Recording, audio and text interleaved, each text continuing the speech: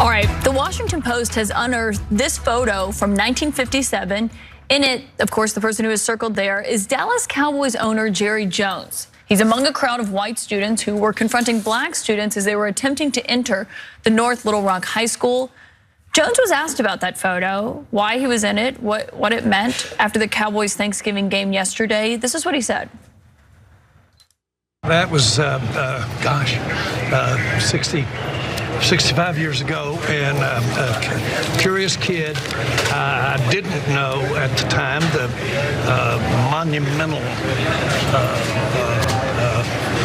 event, really, that was going on, and I'm sure glad that we're a long way from that. I am, and we just that would remind me just continue to do everything we can to not have those kinds of things happen. Jayar, do you understand the perception that people have when you're standing there? Because that was not exactly a welcoming committee that day. Yeah, I sure do, and I understand that.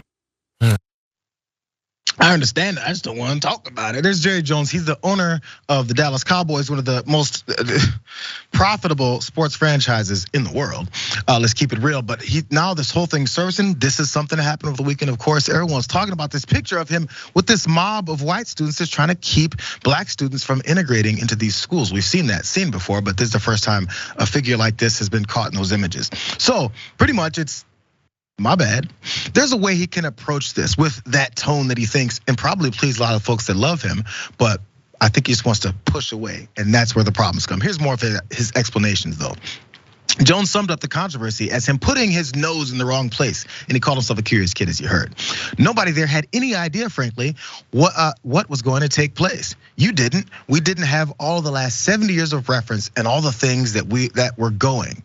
You didn't have a reference point there, but still, I've got a habit of sticking this nose, right place, wrong time, is what Jones continued on to say. There's more though, because Jones said he was only there to watch and not participate because it's a curious moment. Oh my God, there's black people here. Never seen them. We just have all these hateful things that we think and say about them and do towards them. The Washington Post broke this story. They pointed out some more details of this picture from 1957. Here's more. In that photograph taken at the scene, Jones could be seen standing there a few yards from where the 6 black students were being jostled and repelled with snarling racial slurs by ringleaders of that mob. At one point, a black student named Robert Lindsay recalled someone in the crowd put a hand on the back of his neck. Threatening enough, a voice behind him said, "I want to see how an N-word feels." The ruffian hostility succeeded in turning away the would-be new enrollees. So mission accomplished. Now,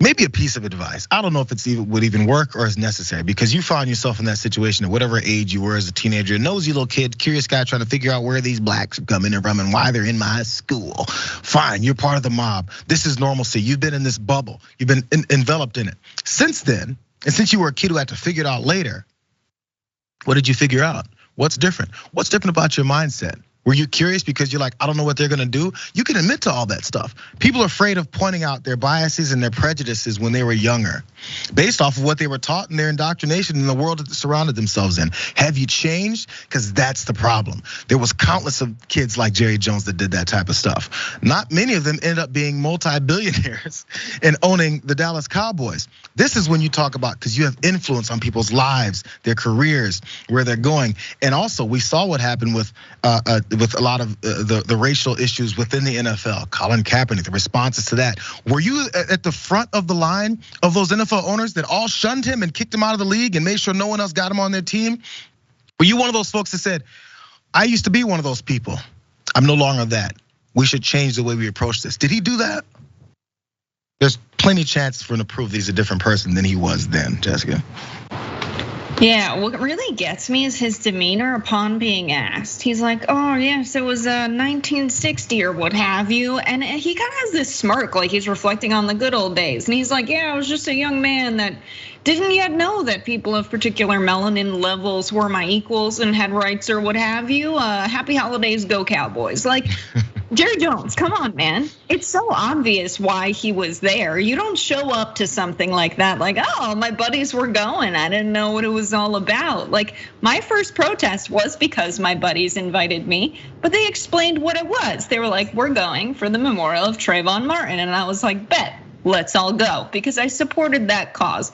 You don't show up to a political rally like this for no reason. Let's also reflect on the fact that the NFL is 57% black, and our country is 13% black. It is so frequently the case that the owners and the coaches are white and the players are black, which makes this story more important, because I'm sure if someone is racist, they're going to handle that situation, their position of power, a little bit differently.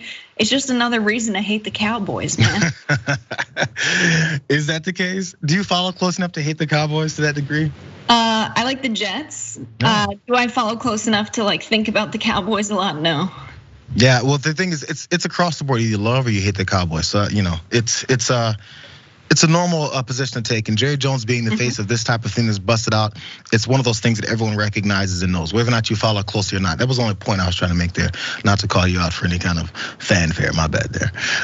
But yeah, I mean, I figure there's got to be more questions and more answers coming. Because this isn't like a weekend thing. We're like, oh yeah, that was a long time ago. See ya. But that's what he's trying. Let's figure it out.